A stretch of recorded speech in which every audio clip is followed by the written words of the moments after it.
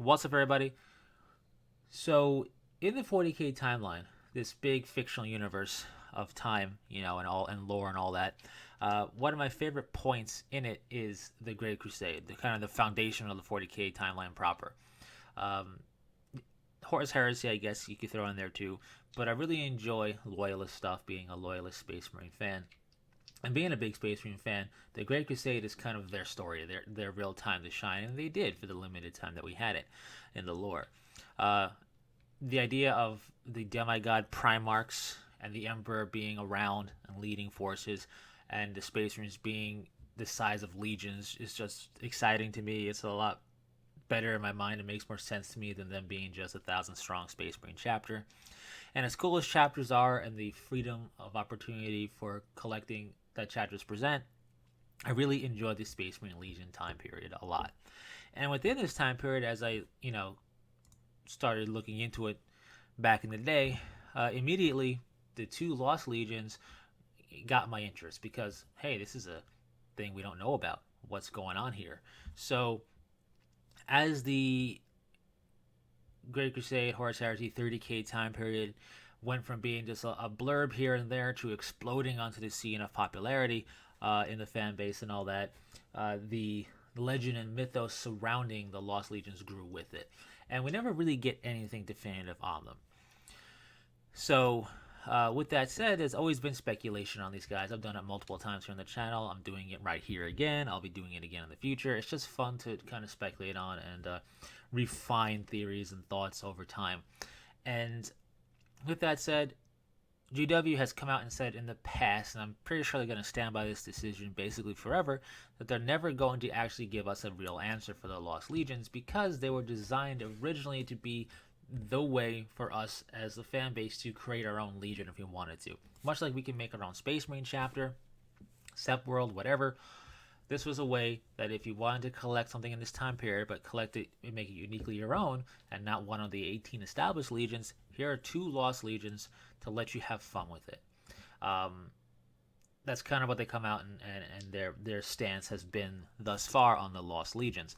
On top of that, if we're honest with ourselves, they have grown to such popularity and standing within the community for speculation. Multiple people really getting some attention with their Lost Legion concepts, that anything that GW does would feel as if it pales in comparison, unfortunately, or would let down sectors of the community. And while ultimately, that shouldn't stop something from happening, I think GW is going to continue to just let sleeping dogs lie in the form of the two Lost Legions and let us just have our fun with it. It's a double-edged sword. It's cool for the open-endedness, but also as somebody who likes to know the truth, if you will, in the lore, we're never going to see it for the Lost Legions. But with that said, speculating about them is a lot of fun, and this is another speculation ramble. It's going to be a mini Ramblecast style, so there's no change in picture on the screen here, so you don't have to pay attention to it visually. But in this case, I've thought, instead of speculating on the legions, the Lost Legions overall, the whole package, which is a lot to speculate on, I thought I'd break it down and go over what I feel is the easiest potential thing to kind of look at and at least whittle down to a few options. And that is main armor color, color scheme, for lack of a better word. Now, I'm not going to go over the exact scheme, what I think their secondary and tertiary and helmet lens colors are and everything like that, just the main armor color. And I think in just looking at this one thing, we have a real shot at least getting some stuff figured out a little bit. It's not going to be definitive by any means, but we do have a real potential here to take a look at the established legions of this time period and the towns of the Emperor as well, and through all of that, kind of whittle away colors that, if we're looking at it through a technical standpoint, a dissective lens, clinical lens, if you want to call it that, we could kind of eliminate colors as well as produce some options out there. So we're never going to get the exact two, right? Because we don't know what they would be, and GW probably won't even tell us that. But we can definitely look at just the colors established things of that nature, kind of the nature of certain colors, and produce some options for these lost legions. So I'm going to go through the thought process I've had already and kind of walk you through it and arrive at basically 5 different options I feel that could work. With the first one, I'll make mention of being the weakest, and then the rest being, I think, all equally plausible. So, with that said, the first thing we need to do is establish the groundwork for this and the positioning of the Lost Legions. So, while we have some legions that do change colors when we get into the Horus Heresy, prior to the triumph of Eleanor and everything like that, I do believe is when the Lost Legions were basically dealt with at some point prior to that. And that means we don't have Sons of Horus. We still have the Luna Wolves, and we still have the Word Bearers in their granite gray. So we just have to keep that in mind when dissecting colors, right? Because, yes, the Sons of Horus take over the Luna Wolves position, right? It's a different name and a whole different color.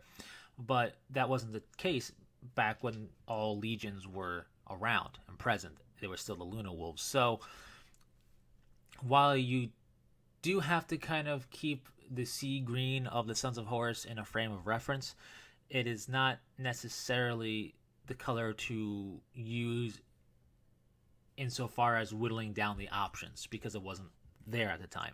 Neither was the red of the Word Bearers when they went all, traitory and went red. They were still their granite gray. With that said, we are looking at all the 18 legions we know about in their full-on legion schemes, not what I call unification era, before they linked up with the Primarch and got their official naming and coloration, right? So we're not looking at the Blood Angels when they were in their, kind of like a gray metallic look. We're looking at them in their red when they're the Blood Angels, not the Revenant Legion, and so on. So we're looking at all the 18 legions as we know them, and prior to any traitordom or changing of name or anything like that. Yet we still do have to kind of keep that sea green, for example, and that red that I mentioned in our minds, because they're not, referencing or close to the Lost Legions, right? There's no stuff in the lore and fluff that reflects in their coloration how similar it is to one of the Lost or something. So they are different from those as well, it would appear. With all that said, the 2nd and 11th legions, where they stand is going to be helpful too, because when we see all the Space Marine legions in numerical order, shoulder to shoulder, no colors are repeated right away, right? There's always a different color beside the legions. So, for example, the Iron Warriors they're iron color. They're flanked by the White Scars, which are white, and the Emperor's Children, which are purple.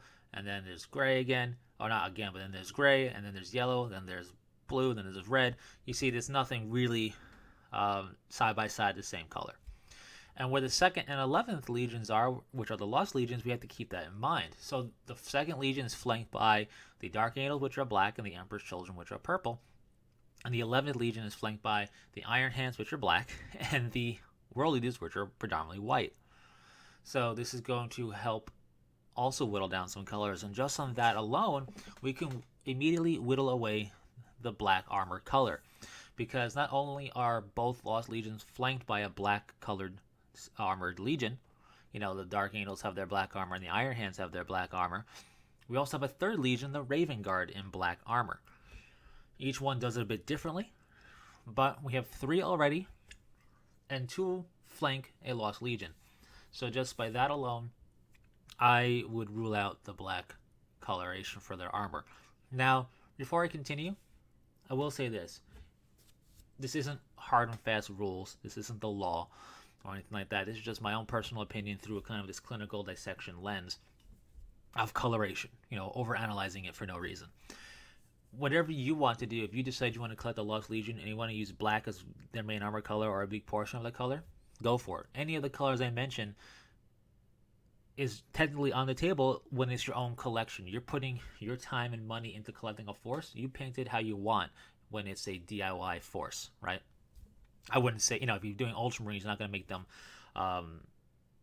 red. No. But for a DIY force that has no bearing on anything, make it what you want. That's how I look at it. Anyways, with that said, for the purposes of this thought ramble, I would eliminate black as an armor color. I would also eliminate blue. The Night Lords have their dark blue with lightning motif. The Ultramarines have their noble, bold blue. And we have the Alpha Legion, which, yes, they're blue. You could say it's like a kind of a turquoisey, bluish, greenish, metallicized color. If we're going to boil down the metallicized color in one word, it would be a metallicized blue. That's how I would, kind of ultimately boil it down and dumb it down. So that's 3 legions doing blue in 3 very, very different ways. So we have 3 legions already in blue, just like we have 3 legions in black. While not flanking aimed at lost legions, I just feel like 3 is kind of the magical number, except for when you're talking about potentially white, which I'm going to talk about next. So the White Scars, the World Eaters, and the Luna Wolves, which were the legion at this time for the Horus's Legion, are all done in white, with the World Eaters having blue as a secondary color on their shoulder pad insets and backpack. But white is the main color for all 3 I listed. And the 11th Legion is flanked by the World Eaters. Now, I say potentially, more than 3 for white because we have the Death Guard conundrum. Now, the Death Guard conundrum, as I call it, is that because we rarely ever see them clean. They always look like they just came out of a war of attrition, because they probably did. And with that said, we do see some artwork of them clean or sample models painted up of them. Well, the sample models are usually never painted up very clean looking, but in terms of being, not that they're done bad, in terms of being pristine, we never really see that. And when we do see art of them in more pristine coloration, it definitely looks white. But it also kind of looks off-white in other examples as well. So whether they are a 4th Legion in white, but it works because they're always kind of dinged up anyway, is a matter of interpretation. And I'll just leave that where that is. Either way, we have plenty of white armored Space Marines being represented already. So personally, I wouldn't utilize white as one of the Lost Legion's potential colorations either. There is a pretty popular one for the 2nd Legion that does. So that's a good example if you do what you want and what you like. But I personally wouldn't, based on just kind of this breakdown that I'm doing here. So no black armor, no blue armor, no white armor. No iron colored or silver colored either. Now there's only one, and that's the Iron Warriors. But iron, the color, when you look at it painted up in example models, whether it's pre or post heresy, and when you look at artwork pre or post heresy, they can look almost gray knight silverish. Not quite that gleaming level, but iron, silver, aluminum, titanium, white gold, platinum to a degree as well, and any other type of elemental metal that is of a similar sheen is going to be close enough where, one represents all in the form of painting a Space Marine armor. So, in terms of collecting them. So, even though it's only done once, that particular elemental metallic, I feel, even though they use black and yellow chevrons and then black by itself, I still feel that particular elemental metallic would be off the table as well, because it would be too close to them by the sheer notion of how similar, that type of metallic looks. And I think lastly, in the form of the Legion Astartes, is the color purple and the color yellow. Another case of one Legion for each color, but these are very bold, distinct colors. Where red has multiple options, even when the Word Bearers go red, their red, the Thousand Suns red, and the Blood Angels red are different. We have sea green of the Sons of Horus being very different from the Salamanders green, which in turn is different from pre-Salamanders green that they were, which in turn is different from the post-Heresy Dark Angels green, just to kind of throw different green colors out there. Each distinct in their own way, but green, reds, blue, as we see, there's different options that keep them in that spectrum well enough and easy enough, but still distinct. Even so, sometimes it's a little confusing to look at Ultramarines or post-Heresy Thousand Suns sometimes, or whatever else. But still, getting back to the topic at hand, yellow and purple are very distinct, very kind of instantly noticeable. Even if you did a slightly different hued yellow to the best of your ability, it's going to be, I think, on the Legion level. Since we're talking legions and has certain connotations, yellow is instantly identifiable and associated with the Imperial Fists, and just the idea of it being associated with anybody else isn't there. When we look at chapters, there are multiple examples of yellows, purples, blues, reds, greens, all the colors, because it's 1,000+ chapters out there, and even with the known canon chapters we know about, there are several dozens, and there's a lot of coloration overlap. It's just going to happen, but it's kind of expected and implied in the fluff of chapters. So it's just different connotations based on the lens you're looking through, whether it's a Legion lens or a chapter lens. And when we're looking at Legions, the yellow color, even though it's done once, is the Imperial Fist colors and really couldn't be thought of for anybody else's. Same thing with purple for the Emperor's Children. Very distinct colors, very identifiable colors for their legions. So yes, you could if you wanted to, but for the purposes of this breakdown, I'm also saying those would be colorations that wouldn't really work. And lastly is looking at the talons of the Emperor, because while they're not Astartes, they are very recognizable, very iconic, and have a very particular look to them. Now, the Sisters of Silence utilize more than just gold. They utilize some silver, and they utilize perhaps some brass as well. But gold is the flavor of the day for them and the Custodes. So the Custodes are known by numerous names, including the Golden Legion. So I don't think you're going to have an Astartes Legion in gold on top of that. They kind of cornered the market there. Yes, there are some special units that are clad in gold, like the Sanguinary Guard, and yes, Primarchs are armored in gold, but those are special cases. We don't have a full-on legion of golden Astartes. We have chapters of gold, yes, not legions of gold during the time period of the Golden Legion being very prominent, and that is the Custodes. So I think gold and brass, because brass can look very similar to gold, would be also off the table for purposes of clarity. With all that said, then what the heck can we look at for potential colors for the Lost Legions? Well, the first one I'll make mention of is the weakest of my 5, and I have a total of 5 that I've come to. These aren't the only ones out there. This is just a total of 5 that I have that I think could work pretty well. And the criteria here is that you don't really see these colors elsewhere amongst the legions as we know them.